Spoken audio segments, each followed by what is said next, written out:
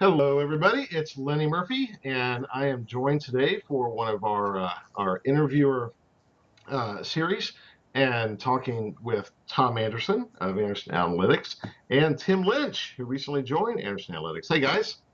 Hello. Hi, Lenny. So, Tom, how does it feel to be the owner of one of the most awarded companies in market research? Because man, you keep racking them up. You've got that whole logo that has all the awards. So, how's it feel? Well, I'm very humbled to be working with some very smart people, and so I think it's I'm learning all the time, and that's something that maybe I we can discuss later in this talk about the CEO summit and partnering with people, smart people, and so. But yeah, it's been great so far. Very cool. Now, Tim, you have been knocking around the industry for a long time, and now kind of in stealth mode. You just joined Anderson Analytics, so tell me about that. Odintext. Absolutely. Sorry, I'm so sorry, Tom. You're right. Odintext. Apologies. I still think of you from when we first met. Apologies. Odin's in the background, so I'll just listen to Anthony Hopkins there to remind myself. Sorry, Tim. Go ahead. Yeah, no, it is. It's great to join Odintext. I've been in the research world for quite a while, and in marketing technology, and in SaaS, and so looking for who's got that magic sauce, that magic tech that also marries to rubber meeting the road, customers using it, customers getting benefit from it, and got that opportunity to work with Odintext, and I wasn't going to pass that up. That's awesome. And Tim, I mean, what Tim, one of the reasons, Tim, is because he really values the customer and the customer relationship, and that's one of the first things he's been doing is talking and meeting with lots of our existing users. Absolutely, yeah, we're going to be doing a lot more of that. As everybody who's watching this, sees Tom Anderson out there, and we socialize some of our case studies, but there's a lot of our case studies that don't get the airplay, if you will. And we want to highlight those people who are doing awesome things with our tool. And where we can, we'll socialize that publicly. And where we can't, we want to socialize that within their organizations, because the market research function, particularly around analytics, is getting hit from every department. Customer service comes in, we start talking about customer journeys, we talk about the customer experience management, the whole customer. All of those efforts are using our tools and methodologies. So where we can elevate and socialize our departments, we want to do that. Okay. So tell me a little bit about the journey, since I screwed up and said Anderson Analytics and now you're Odintext. But I think a lot of folks aren't necessarily clear on that transformation from the company. So give just a little bit of kind of what took you from Anderson Analytics into Odintext and where you are today. It's a pretty fascinating story. Yeah, I mean, I tell this story quite frequently, I guess, to clients who like to have some background on why we're unique. And it really started over 10 years ago. I got into data mining and text mining in grad school. I had a professor who was encouraged me to get interested in that area, and subsequently, I was managing the Starwood Hotels account on behalf of TNS. 1.3 million surveys in the guest satisfaction program alone, and we weren't doing anything with the comment data, which I felt was the most important thing. So left at that time and partnered with actually IBM SPSS or SPSS at the time. We hosted the first Text Analytics Summit together. We were heavy users of two of their software products initially, text mining for Clementine and Text Analytics for surveys. But looking at everything else that was in the market over now a 10-year period, obviously it was too big of a gap that we found between what these software companies were offering and thinking that an analyst actually needs. Never mind, they totally did not understand what the C-suite wants. And the C-suite care less about sentiment and things like that, or whether Pepsi's mentioned more often than Coke one week versus the next. They want to know how to make customers happy, actually happier, not so much more loyal, and actually drive revenues. I mean, usually that's what it's about. And so that's the question that we set out to answer, not anything underneath that. And we ended up having to build our own tool. And so what makes us unique, I mean, and this is maybe something that also has come up very much this year is the AI, right? Artificial intelligence, machine learning is the new buzzword. And, you know, lucky enough, and no offense, Tim, but, you know, we have some of the smartest PhDs in computer science that I've ever worked with. Two guys work here at Odintext, and Tim and I and others are always learning from them. But importantly, they also have to learn from us. And that's the difference, I think, with Odintext, because those 10 years of trying to work with everyone from IBM products to everyone else and not making it work, that was the problem, because it was just software developers.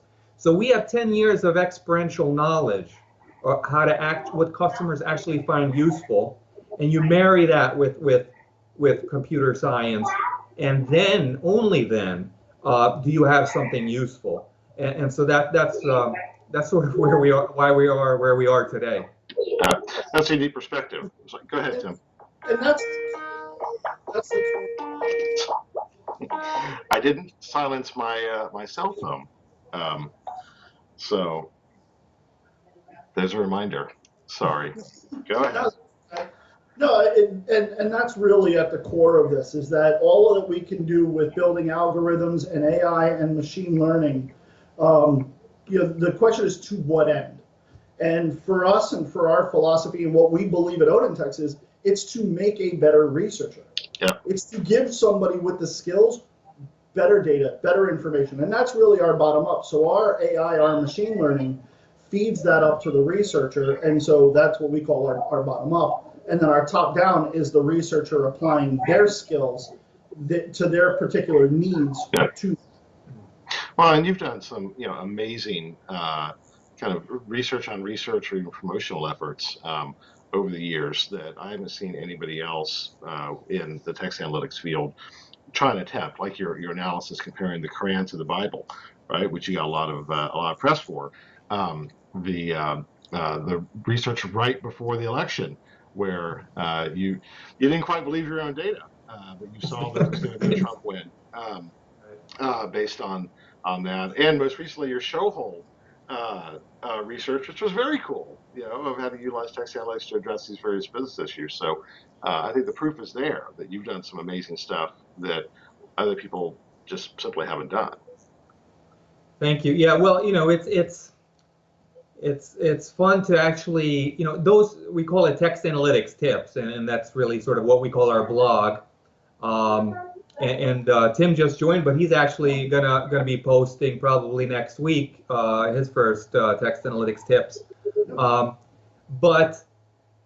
You know, these tips aren't meant to, like in the case of the Trump election, for instance, it was data that was quickly gathered the weekend before the election, 3,000 completes via Google surveys. We don't purport to be political pollsters in any way.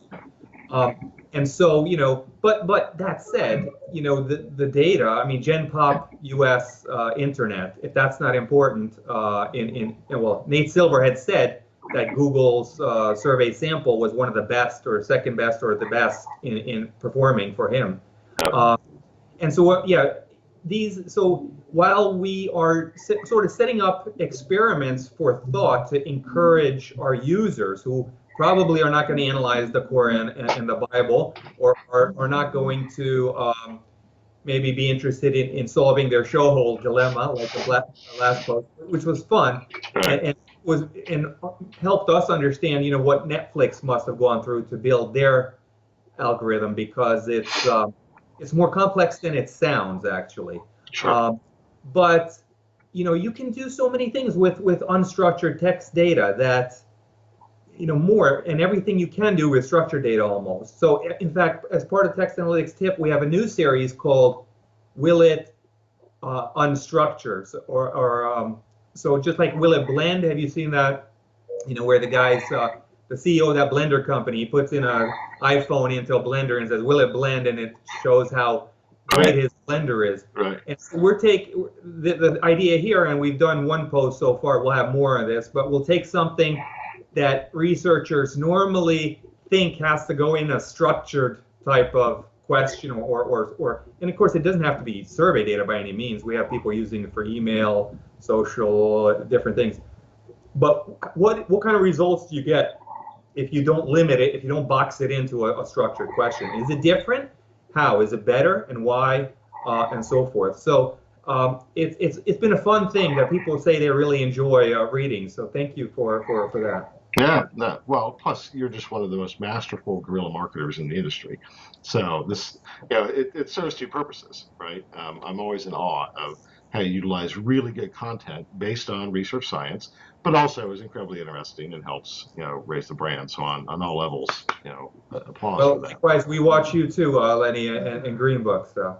Oh, thank you. The Mutual Admiration Society. So, and actually on that note, so I'm a little bit jealous because you got to go to the CEO Summit this week, and I keep kicking myself that I should have gone, but didn't. So let me live vicariously through you. Give me kind of the top line of what happened and what were the hot topics from that standpoint.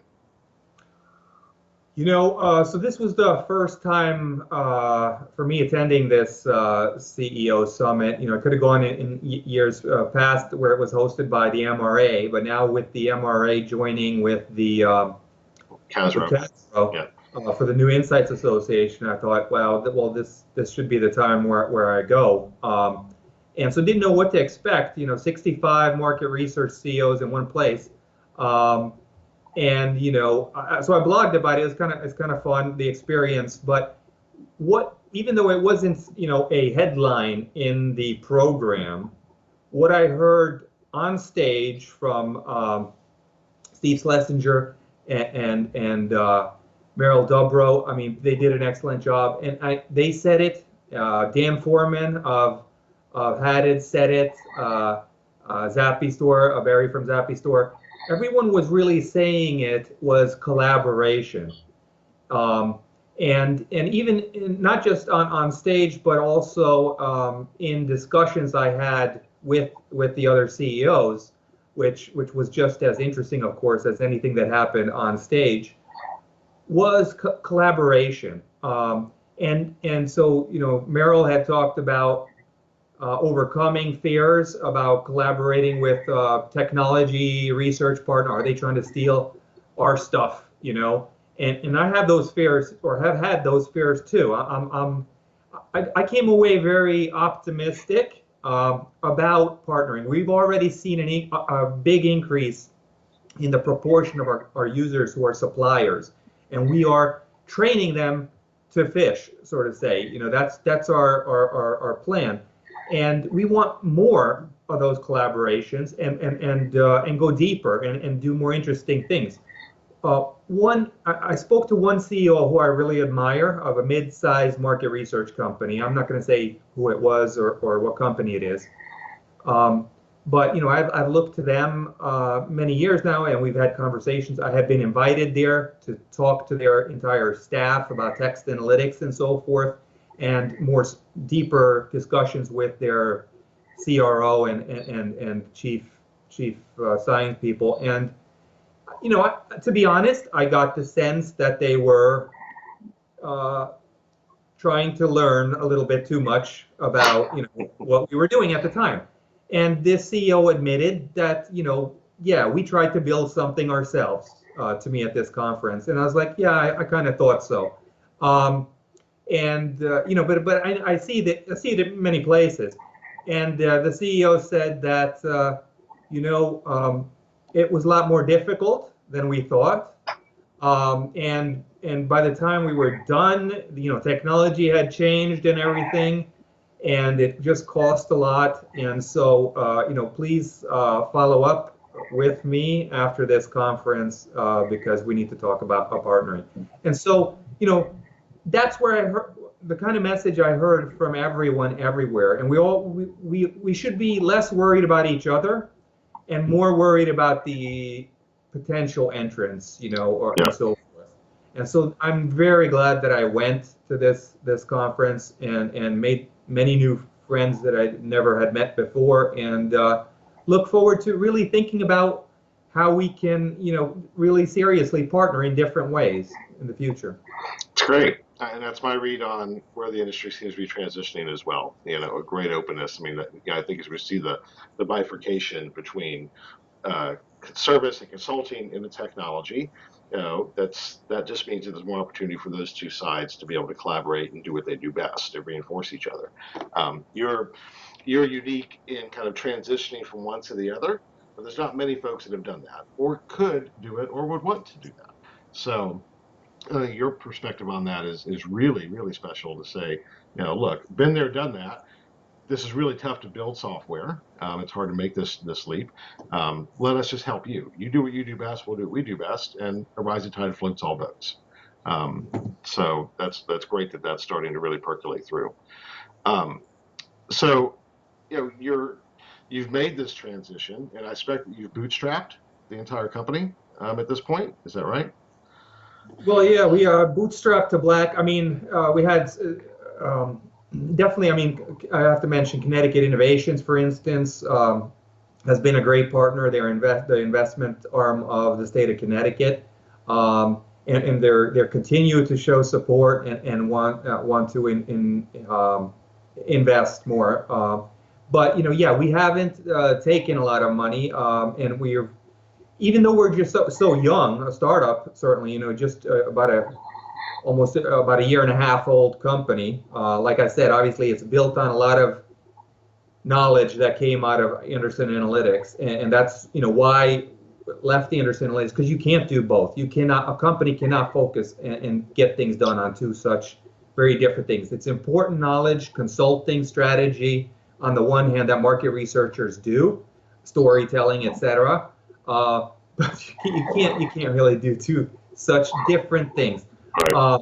And so, I think, yeah, we talk about, I don't want to use the term smart money because it's overused, but we are welcome. I think it comes down to I could see, we're growing very fast now. I would love to grow faster, so definitely. We are open to investment, and it really has to be sort of a partner. Going back to what I said about the CEO summit, that's what we're looking for. Whether it has to do with investment dollars or not, that's the kind of thing we're thinking about. Okay, well, that's good to know. There is a lot of money flowing into the industry right now. It tends to be focused more on private equity, so larger companies. But there are certainly, there's some VC interest. And some opportunities that continue to kind of emerge, and particularly with the strategics. I think it's really interesting how Kantar and Nielsen particularly keep making good investment plays supporting small businesses in the industry. Probably the best success story is Zappi, right? They've kind of grown really quickly through those relationships. I would encourage, for anybody who's listening, for any of those companies, would encourage them to reach out to you as well, because I think you have that same potential. Whatever that's worth. So I want to be conscious of everybody's time, including those that are watching.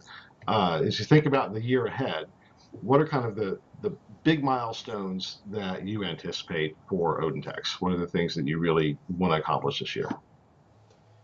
Well, we're working hard. I mean, we have a very loved version of the software that's out now, and people are renewing and say how, I guess they tell us that whether they're brand new to text analytics and text mining, and by the way, it doesn't handle just text data, but really it's usually they're analyzing mixed data. We've got this new version coming out, so we're excited about that. I think very much though it's about customer stories and customer success. What Tim has been finding, reaching out to customers, asking them about what are you doing with Odintext. We're finding that they license the software to do one thing on one set of data, and then discovered they could use it on something else that we hadn't even thought of. And so, trying to ask, in some cases, they're hesitant about turning something into case study, obviously. but like Tim said, at least maybe we can help them then socialize it internally. But we've got some of those new case studies in the works, and some are big data, some are very small data. There was one instance right now we're working on a case study approval for some very advanced analysis that you normally would have expected to be done only on bigger data, was done on much smaller data. And that smaller data, I'm not talking about qual per se, but small even from the size of idea of survey data. Each of those records or people in that data set were responsible for a lot of money, of course. But the findings that the client got out of it were amazing, but there was some reluctance in sharing that this was smaller data, that this, because it's is it embarrassing to say that you're getting good insights from small data? It's not the size of the data; it's how you use it. Exactly. So it's more about smart data than big or small data. AI is a buzzword. I mean, like I said, we're using AI. Everybody's talking about AI. Even people who are, well, most of them are using the term wrong, and that's why next week, right after Tim's blog post, probably I'm going to write a blog post on AI and machine learning, because there's so much confusion about it from everywhere, and there is, just like big data, and we talked about dark data in a previous post too, but big data is a relevant term. Like, your big data is not necessarily my data, or big data, or vice versa. The same thing is sort of true with AI and machine learning. But that said, there are some rules in how we should be talking about this and thinking about this. And as I said at the CEO Summit, Merrill put me on the hot seat last day of the event and asked me in part about AI and so forth. And it's don't worry, market researchers are not going to be out of a job, because human factor is needed. That part about knowledge and strategy and so forth. AI's job is to make their job easier. Right. But it's not going to be a robot that just does everything. But we're using AI to the best possible means, and so I think we're going to see, just like we saw other terms and buzzwords like in our industry NLP that just sort of fizzled out and became to mean nothing. That doesn't mean that obviously we're not going to be using machine learning, but we're going to be more we're not transparent about it, because in fact that's part of AI, right? You're not going to ever, if you have valuable algorithms, you're not going to share it with anyone unless you have a patent for it, right? So all this talk about AI is sort of talking about things that you can't share so much. Right. And sometimes applying a certain AI algorithm, like I mentioned also at the conference, where our data scientists have applied different highly powerful MIT algorithms to data, we've gotten the same results with simpler algorithms and so forth that we've been using before. And some people think like more complex is better. More complex is slower. It's about solving the problem. That's what we focus on, and using, the problem, not the technology, right, so to say. But I think that's part of our future, and the whole industry's future is part of using technology, partnering with those who know technology, partnering with those who know consulting and knowledge and the customer-facing thing. And if we do that, I think we're all being in good shape. Well, words of wisdom from one of the masters. So I agree. Tim, would you add anything else to now that you're kind of the new guy? What you want to see happen this year? Well, the AI. What is an equation? What is an algorithm? What gets labeled as AI? But my focus is more on where it impacts. Where it impacts that researcher. What it can bring to the table, and where it's a valuable member. Bring it on. And where it's noise and adds time, then we want to limit those. But it's also in making those connections not only with the connections on both sides, those that where the data resides, those platforms, those ecosystems where that unstructured data that's not being analyzed is, being able to build those bridges so that we can bring all of the information to bear. So the case study I really want to see is a combination of using your wife Karen's Lego methodology combined with text analytics. You guys need to figure that out. All right, because that would be two very, very cool things. For those who don't know, Karen Lynch is Tim's wife and won an award as well, right, at last TLRE for her use of Legos in qualitative research, which I don't know if you can see, but if you look at that table right there, that's all Legos. Yes, so that's for the kids and for me occasionally. So, so big fan of that as well. Anyway, shout out to Karen. Guys, this is great. We talk regularly, but not publicly like this. We should do this more often as well, and keep people updated because you're certainly one of the foremost thought leaders in the industry, one of the influencers. You're one of my gurus, Tom. I'm never going to say that again. It's a good thing we got it on record. So I'm glad we had a chance to chat and update everybody on what's been going on, and we'll do it again soon. Okay? Thanks, Lenny. All right. Thanks, guys. Thanks. Bye.